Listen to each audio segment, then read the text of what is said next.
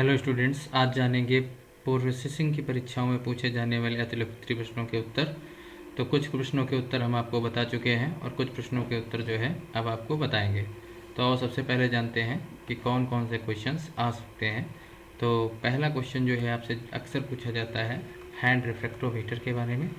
तो रिफ्रैक्टोमीटर होता क्या है? तो रिफ्रैक्टोमीटर एक प्रकार का यंत्र है जो किसी भी सॉल्यूशन में या किसी भी पदार्थ में जो है कुल सकल या कुल ठोस पदार्थों की सांद्रता को मापने के लिए प्रयोग में लाया जाता है। यानी कि सिंपल सा अगर कहें तो ये जो है जूस में या जो है पेय पदार्थों में जो है टीएसएस को मापने के लिए प्रयोग में लाया जा सकता है।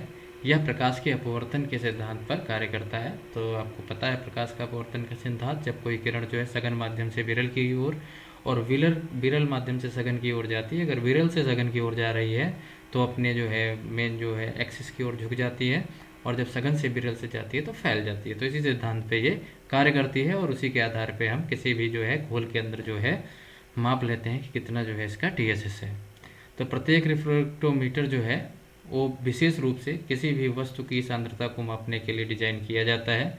दूसरे शब्दों में हम कह सकते हैं कि रिफ्रैक्टोमीटर जो है उत्पाद विशिष्ट हो सकता है।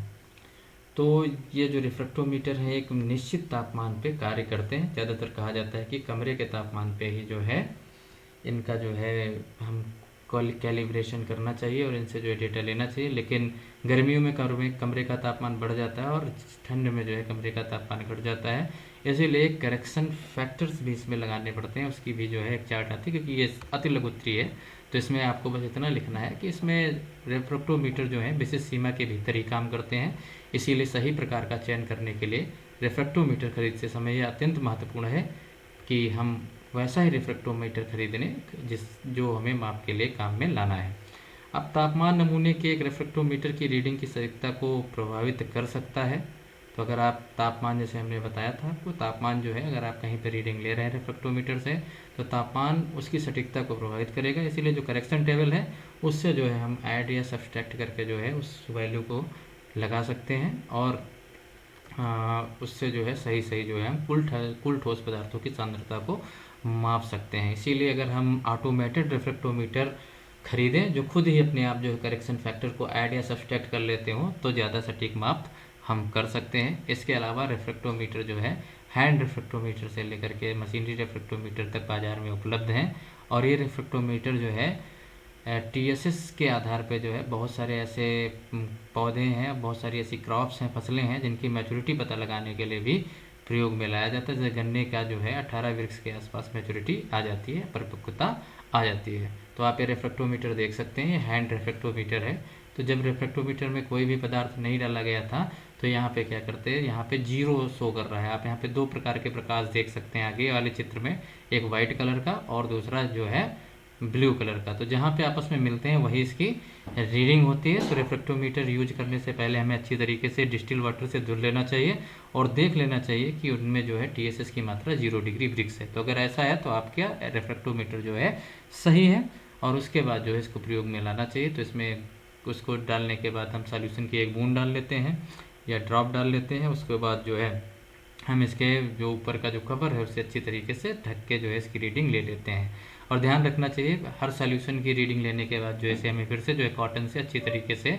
डिस्टिल वाटर की सहायता से धुल के ही रखना चाहिए, वरना आपका रिफ्रैक्टोमीटर खराब भी हो सकता है। तो इसका उपयोग जो है हम जो है कोई भी अगर विलेन है तो उसमें टीएसएस जानने के लिए कर सकते हैं। जैम और जेली का एंड पॉइंट जानने के लिए भी रिफ्रैक्टोमीटर का उपयोग किया जाता है। और आपको बताया ये किस सिद्धांत पे काम करता है, रिफ्रैक्शन के सिद्धांत पे कार्य करता है। इसका नाम इसीलिए रिफ्रैक्टोमीटर है। ये दूसरा जो है उसका नाम है सैलोमीटर। तो सैलोमीटर जो है ब्राइन में सोडियम क्लोराइड के घनत्व को मापने के लिए उपयोग में लाया जाता है। आपको दो प्रकार के सॉल्यूशन हमने बताए थे, एक ब्राइन सॉल्यूशन का मतलब पानी और सोडियम क्लोराइड के सॉल्यूशन को ब्राइन कहते हैं, जबकि शुगर और पानी के सॉल्यूशन को हम क्या कहते हैं, सिरप कहते हैं। तो अगर कोई ब्राइन सॉल्यूशन है तो उसमें सोडियम क्लोराइड के घनत्व को मापने के लिए जो है सैलोमीटर का उपयोग किया जाता है। इसका दूसरा नाम भी है ब्राइन हाइड्रोमीटर, इसका दूसरा नाम भी है। या ब्राइन हाइड्रोमीटर पूछे या सैलोमीटर पूछे, आपको यही लिखना है। सैलोमीटर जो है जल परीक्षण, खाद्य और पेय उत्पादकता और एक्वाकल्चर में भी उपयोगी होता है। एक्वाकल्चर क्या है, फिश फार्मिंग को एक्वाकल्चर कहते हैं, यानी कि under water agriculture is known as aquaculture. तो एक्वाकल्चर में भी उपयोगी सिद्ध हो सकता है, उसमें भी हम नमक की मात्रा को माप लेते हैं। यह केवल एक ग्लास की ट्यूब है जिसमें जो है ग्रेजुएटेड पैमाने बने होते हैं और जिससे हमें पता चल जाता है कि इस सोल्यूशन में नमक की कितनी मात्रा है। तो सबसे पहले सैलोमीटर को ब्रिक्स में रखते हैं और इसके जमने का इंतजार करते हैं। फिर इसकी चार्ट में हम देख लेते हैं कि क्या डेंसिटी आई और उस डेंसिटी को नाप के हमें पता चल जाता है कि इसमें सोडियम क्लोराइड्स कितनी मात्रा में स्थित है। तो यहाँ पे आप देख सकते हैं सैलोमीटर के द्वारा जो है ये पैमाना है, पैमाने के अंदर जो है हमने जो है सॉल्यूशन डाला हुआ है और जब ये जम जाता है तो हमें पता हो जाता है कि इसमें साल्ट कंसंट्रेशन क्या है। अब देखते हैं जेलीमीटर। तो जेलीमीटर भी एक प्रकार का ग्रेजुएटेड ग्लास ट्यूब है। ग्रेजुएटेड माने संकेतक इसमें बने होते हैं। इसमें जो संकेतक है 1/4, 1/2, 1 और 1 सही 1/4 होता है। यानी कहने का आशय ये है कि इस संकेतकों के द्वारा इसमें हम सबसे पहले जो है जो फल से रस निकालते हैं या कह सकते हैं एक्सट्रैक्ट निकालते हैं पेक्टिन युक्त, उसको इसमें भरा जाता है और भरने के बाद जो है इसे जो है जेल मीटर में देखा जाता है। तो इन जो ग्रेजुएटेड पैमाने हैं, मान लो 1/4 पे पहुंच गई तो इसका आशय ये है कि 1:1/4 में जो है ये एक्सट्रैक्ट और शुगर मिलाया जाएगा। तो जिस पैमाने पर ये जो है पहुंचेगी उसी अनुपात में जो है हम शुगर को मिलाते हैं। तो कह सकते हैं पेक्टिन की मात्रा निर्धारित करने के लिए और चीनी की कितनी मात्रा डाली जाए उसके संकेतक के रूप में कार्य करता है। अब अगला जो है जिसको बोलते हैं ब्रिक्स हाइड्रोमीटर, यह सुक्रोज को मापने के लिए भोजन और पेय और अन्य खाद्य उत्पादों में उपयोग किया जाता है।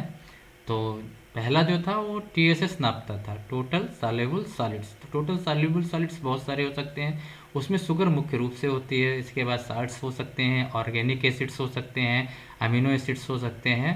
तो उन सबको नापने के लिए क्या था, उन सबको नापने के लिए हैंड रेफ्रेक्टोमीटर था। लेकिन ब्रिक्स हाइग्रोमीटर जो है केवल सुक्रोज को नापता है कि उसमें शुगर की कितनी मात्रा है। तो ये 0 से 71 ब्रिक्स तक जो है मार्केट में उपलब्ध है और 20 डिग्री सेल्सियस के तापमान पर इसमें जो है मानकीकरण किया गया है, इससे रीडिंग लेना चाहिए। हाइड्रोमीटर का जो संचालन का सिद्धांत है वो आर्किमिडीज का सिद्धांत है और आपको पता होगा आर्किमिडीज ने सिद्धांत दिया था जब किसी वस्तु को पूर्ण या आंशिक रूप से किसी द्रव में डुबोया जाता है तो उसके भार में आभासी कमी आ जाती है और ये आभासी कमी वस्तु द्वारा हटाए गए भार के क्या होती है, बराबर होती है। तो उसी आधार पर जो हाइग्रोमीटर जो है हमारा काम करता है और जब कोई तरल पदार्थ में ठोस निलंबित ठोस के जलमग्न भाग द्वारा विस्थापित द्रव का वजन जो हम ले लेते हैं और उससे जो है हमें पता चल जाता है कि इसमें कितना सुक्रोज है। तो सुक्रोज की डेंसिटी से हमें पता चल जाती है। अब अगला जो एक केमिकल प्रिजर्वेटिव पूछता है पोटेशियम मेटाबाई सल्फाइड, जिसको K2H2O5 के नाम से हम जानते हैं। इसे पोटेशियम पायरोसल्फाइड के रूप में भी जाना जाते हैं। इसकी गंध जो तीखी होती है, सफ़ेद क्रिस्टली पाउडर होता है और स्वादहीन ज़्यादातर होता है।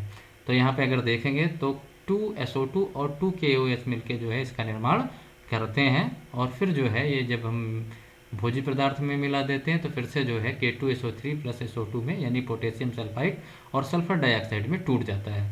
इसका जो मुख्य रूप से प्रयोग किया जाता है वो खाद्य परिरक्षक के रूप में किया जाता है और यूरोप में इसे E224 के नाम से भी जाना जाता है। ये पानी में अत्यंत घुलनशील होता है और 25 डिग्री सेल्सियस पे इसका 85 ग्राम जो इसकी मात्रा है 100 ml पानी में घुल जाती है। सल्फर डाइऑक्साइड और इसके विभिन्न सल्फाइड जो है पानी में घुल जाते हैं और कम pH स्तर पर जो है सल्फ्यूरिक एसिड, बाईसल्फाइड और सल्फाइड आयन उत्पन्न करने के लिए सक्षम होते हैं। विभिन्न सल्फाइड लवणों में जो है 50 से लेकर के 68% तक जो है सक्रिय सल्फर डाइऑक्साइड गैस हो सकती है और 4 से कम pH मान पर इसकी जो एंटी माइक्रोबियल एक्टिविटी होती है वो बढ़ जाती है। सल्फर डाइऑक्साइड का उपयोग गैस के रूप में या इसके सल्फाइड, बाईसल्फाइड और मेटा बाईसल्फाइड लवण के रूप में किया जाता है जो पाउडर फॉर्म में होते हैं। गैसीय रूप या तो सल्फर को जलाकर या संपीडित तरलीकृत रूप में मुक्त करके उत्पादित हम कर सकते हैं। तो मेटा बाईसल्फाइड जो है वो बाईसल्फाइड की तुलना में ऑक्सीकरण के लिए अधिक स्थिर होते हैं जो बदले में सल्फाइड की तुलना में अधिक स्थिरता को दिखाते हैं। ईट्स हुए, मोड्स हुए और बैक्टीरिया हुए, इनके खिलाफ जो है सल्फर डाइऑक्साइड की जो है एंटी माइक्रोबियल एक्टिविटी होती है ईट्स, मोड्स और बैक्टीरिया के प्रति। सल्फर डाइऑक्साइड और सल्फाइड्स का उपयोग जो है विभिन्न प्रकार के हम खाद्य पदार्थों में कर सकते हैं, जैसे वाइन के अलावा इसे निर्जलीकृत या सूखे फल और सब्जियों में, फलों के रस में, एसिड, अचार, सिरप, अर्ध प्रसंस्कृत फल उत्पाद में भी कर सकते हैं। इसके रोगाणुरोधी प्रभावों के अलावा इसमें कुछ एंटीऑक्सीडेंट एक्टिविटी भी होती है। एंजाइमेटिक और गैन एंजाइमेटिक ब्राउनिंग को रोकने के लिए भी प्रयोग किया जाता है क्योंकि एंटीऑक्सीडेंट क्या करते हैं, रिएक्टिव ऑक्सीजन को खत्म कर देते हैं। जब रिएक्टिव ऑक्सीजन खत्म हो जाएंगे तो पॉलीफिनॉल ऑक्सीडेज एंजाइम का निर्माण नहीं हो पाता है फिनोलिक कंपाउंड के द्वारा, और उसका जो ब्राउनिंग प्रक्रिया है, जो ब्राउनिंग एंजाइमेटिक ब्राउनिंग है, वो रुक जाती है।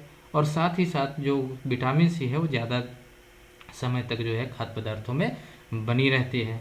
लेकिन इसके साथ अगर पोटेशियम मेटाबाइसल्फाइड का देखा जाए तो पोटेशियम मेटाबाइसल्फाइड के कुछ दोष भी हैं। जैसे ये एक जो है ब्लीच एजेंट होता है, यानी कि ये जो है एंथोसाइनिन युक्त पदार्थ जो खाद्य पदार्थ होते हैं उनका रंग उड़ा देता है। तो कोई भी ऐसे अगर हम बेवरेज बना रहे हैं, जामुन से बना रहे हैं, अगर उसमें हम पोटेशियम मेटाबाइसल्फाइड को डाल देंगे तो उसका कलर क्या हो जाता है, उड़ जाता है, ब्लीच हो जाता है। दूसरी चीज़ ये कैनिंग में जो है कुछ विषैले पदार्थों का निर्माण भी करता है, और कभी कभी जो है पोटेशियम मेटाबाइसल्फाइड KMS से जो है ये एक नया केमिकल बना लेता है, जिससे जो खाद्य पदार्थ होते हैं उनके स्वाद भी खराब हो जाते हैं। तो इसलिए पोटेशियम मेटाबाइसल्फाइड जो है एंथोसाइनिन युक्त पदार्थों में यूज नहीं या कलर्ड पदार्थों में प्रयोग नहीं करना चाहिए, क्योंकि उनका रंग क्या हो जाता है, उड़ जाता है। इसके अलावा अगर इसकी गुड़ की बात करें तो गुड़ इसमें यह है कि ये जो पोटेशियम मेटाबाइसल्फाइड हो सल्फर डाइऑक्साइड गैस में बदल जाता है, जिसे हम गर्म करके भोजन से निकाल सकते हैं, जो हमारे स्वास्थ्य के लिए उत्तम है। अब एक नया साल्ट है जिसका नाम है सोडियम बेंजोएट, जिसका फार्मूला जो है C7H5Na O2 है। ये जो है पोटेशियम मेटाबाइसल्फाइड का विकल्प है। ये भी एक प्रकार का खाद्य परिरक्षक है और सोडियम साल्ट भी है। सोडियम बेंजोएट जो है अम्ल या अम्लीकृत जो खाद्य पदार्थ होते हैं, जैसे फलों के रस हैं, सिरप है, जैम है, जेली है, सौक्रोट है, अचार है, संरक्षित फल कॉकटेल में सामान्य परिरक्षक के रूप में कार्य करता है। ये जो है बैक्टीरिया और ईस्ट की तुलना में जो है मोल्ड्स के प्रति अगर देखें तो बैक्टीरिया और मोल्ड्स की तुलना में ये ईस्ट के प्रति अधिक प्रभावी होता है, जबकि हमारा जो सल्फर डाइऑक्साइड था वो ईस्ट के प्रति इतना प्रभावी नहीं होता जितना कि सोडियम बेंजोएट होता है। इसे E211 के नाम से भी जाना जाता है, और इसे जो है पोटेशियम मेटाबाइसल्फाइड के जो है सब्स्टिट्यूट के रूप में प्रयोग में लाया जाता है। तो ये दो क्वेश्चन आपसे अति लघु उत्तरी में पूछे जाते हैं। तो दोनों एक दूसरे के जो है क्या हैं, सब्स्टिट्यूट हैं, और यही दो केमिकल प्रिजर्वेटिव हैं जिनका उपयोग किया जाता है। तो मोड्स और बैक्टीरिया को कौन अधिक प्रभावी ढंग से जो है कंट्रोल करता है, वो है KMS, और ईस्ट को कौन सा करता है, सोडियम बेंजोएट करता है।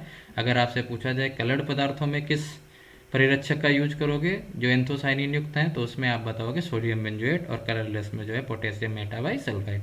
ये एग्जाम में भी पूछा जाता है। अब अंतिम चलते हैं जिसका नाम है मेल्डार्ड रिएक्शन। इसके अलावा जो हमारे 60 नोट्स हैं वो ज़्यादातर आपको पढ़ाए जा चुके हैं, और ये भी आपको क्लास में पढ़ाया जा चुका था, लेकिन अब मेल्डार्ड रिएक्शन के बारे में जान लेते हैं। तो आपने ब्राउनिंग पढ़ी थी। ब्राउनिंग में हमने दो प्रकार की रिएक्शन बताई थी, एक एंजाइमेटिक ब्राउनिंग जो पॉलीफिनॉल ऑक्सीडेज के कारण होती थी, और दूसरी नॉन एंजाइमेटिक या माइलार्ड प्रतिक्रिया के द्वारा होती थी। इसका नाम माइलार्ड प्रतिक्रिया इसलिए पड़ा क्योंकि इसको लुइस कैमली माइलार्ड ने ऊंचे तापमान पर अमीनो एसिड और शर्करा के बीच प्रतिक्रिया का क्या किया था, वर्णन किया था सबसे पहले, इसीलिए इसका नाम भी पड़ गया माइलार्ड प्रक्रिया। तो माइलार्ड रिएक्शन में जो अमीनो एसिड होते हैं और रिड्यूसिंग शुगर होती है, दोनों के बीच क्या होती है, रासायनिक प्रतिक्रिया होती है। और जब ये रासायनिक प्रतिक्रिया होती है तो खाद्य पदार्थों को भूरा बना देती है। भूरा बनाने के साथ इसका स्वाद भी क्या बन जाता है, विशिष्ट बन जाता है। जो आप लोग पेस्ट्री खाते हैं ना, वो माइलार्ड रिएक्शन के कारण ही जो है इतनी स्वादिष्ट बनती है। इसके दौरान खाद्य पदार्थों के लेकिन पोषण मूल्य जो है कम हो जाते हैं, इसमें जो विटामिन होते हैं, मिनरल्स होते हैं, वो कम हो जाते हैं। और इसके बाद जो है प्रतिक्रिया गैर एंजाइमी ब्राउनिंग का ही एक रूप है ये, यानी कि बिना एंजाइम के जो ब्राउनिंग होती है उसका एक क्या है, ये रूप है माइलार्ड प्रक्रिया। और आमतौर पर देखा जाए तो 140 से 165 डिग्री सेल्सियस या 280 से 380 डिग्री फ़ारेनहाइट तक तेजी से आगे बढ़ते हुए परिवर्तित होती है। तो चीनी की जो प्रतिक्रियाशील जो कार्बोनिल समूह है वो अमीनो एसिड के साथ जो है न्यूक्लियोफिलिक अमीनो समूह के साथ क्या करता है, प्रतिक्रिया करती है। और ज़्यादातर यह प्रतिक्रिया जो है क्षारीय वातावरण में तेजी से होती है। उच्च तापमान पर एक संभावित जो है एक्रिलामाइड नामक कार्सिनोजन बन सकता है। तो अगर ज़्यादा तापमान हो गया तो एक्रिलामाइड बन जाएगा, और एक्रिलामाइड क्या है, कार्सिनोजेनिक है, ये कैंसर को उत्पन्न कर सकता है। इसीलिए अमेरिका में ज़्यादातर या जो यूरोपीय देश हैं आजकल जो माइलार्ड प्रक्रिया के द्वारा जो है ब्राउन किए गए पदार्थ हैं उनको जो है अपने भोजन से हटा रहे हैं, क्योंकि ये कैंसर का एक कारण बन सकता है। और इसे जो है इंटरनेशनल सोसाइटी ऑफ कैंसर ने कैंसर के प्रभावकारी जो पदार्थ हैं उसमें सूचित भी किया है। इसके अलावा देख लेते हैं कैसे ये माइलार्ड प्रतिक्रिया होती है। तो माइलार्ड प्रक्रिया तंत्र जो है हमने पहले ही बताया, अमीनो एसिड के जो अमीनो समूह हैं और रिड्यूसिंग शुगर के जो कार्बोलिन समूह हैं उनके बीच प्रतिक्रिया होती है। और प्रतिक्रिया होने के बाद ये क्या बनाते हैं, ग्लाइकोसाइमन बनाते हैं पानी के साथ गठित होकर। फिर ये ग्लाइकोसाइमन जो है अमादोरी पुनर्व्यवस्था के माध्यम से है केटोसाइमन में बदल दिए जाते हैं। और ये केटोसाइमन जो है कई पास से होते हुए जो है अब ब्यूटेन डाइनोड, रिडक्टोन्स, मिथाइल लग्लाक्सिन और शॉर्ट चेन हाइड्रोलाइटिक विखंडन के उत्पाद उत्पन्न कर सकते हैं। साथ साथ ये केटोसाइमन, मेलोनाइडिन और अन्य भूरे रंग के जो है नाइट्रोजनस पॉलीमर बनाने के लिए भी जा सकते हैं। यह भोजन को विशिष्ट भूरा रंग व स्वाद जो है प्रदान करते हैं। तो ये मेलार्ड रिएक्शन जो है पौधे जो है नॉन एंजाइमेटिक ब्राउनिंग के लिए जरूरी होती है। एक और इससे रिएक्शन जुड़ी होती है, उसका कहते हैं कार्मेलाइजेशन ऑफ शुगर। तो जब कैरमलाइजेशन ऑफ शुगर में क्या होता है, जब शुगर को गर्म किया जाता है उच्च तापमान पे तो उसका ऑक्सीकरण हो जाता है और ऑक्सीकरण होने के बाद जो है उसका रंग जो है भूरा हो जाता है, रेडिश हो जाता है। इसीलिए जब जेली लाल होती है तो कैरमलाइजेशन ऑफ शुगर के कारण होती है, ना कि माइलार्ड प्रतिक्रिया तंत्र के द्वारा होती है। और माइलार्ड प्रतिक्रिया तंत्र का सबसे बड़ा नुकसान है कि कार्सिनोजेनिक जो है सब्सटेंस का निर्माण करते हैं। तो आप माइलार्ड प्रतिक्रिया को जो है कलर बदलने में, जैसे सिरका आप बना रहे हैं, सिरका को ब्राउन करना है तो माइलार्ड प्रक्रिया से भी कर सकते हैं, कैरमलाइजेशन ऑफ शुगर के द्वारा भी कर सकते हैं। या जो हमारी बेकरी के प्रोडक्ट होते हैं वो सब माइलार्ड प्रक्रिया तंत्र पे ही स्थापित होते हैं। और कभी कभी जो फल हैं ज़्यादा जब हम तापमान पे उनको क्या कर देते हैं, फ्राई कर देते हैं, सब्जियां हैं, तो इसमें जो अमीनो एसिड्स हैं वो रिड्यूसिंग शुगर के साथ मिलकर उसे ब्राउन कर देते हैं। तो ये जो है आपके 60 नोट्स में आ सकते हैं, इन्हें एक बार देख लेना और इन्हें समझने की कोशिश करना। आशा है आपको समझ में आया होगा। तब तक के लिए धन्यवाद।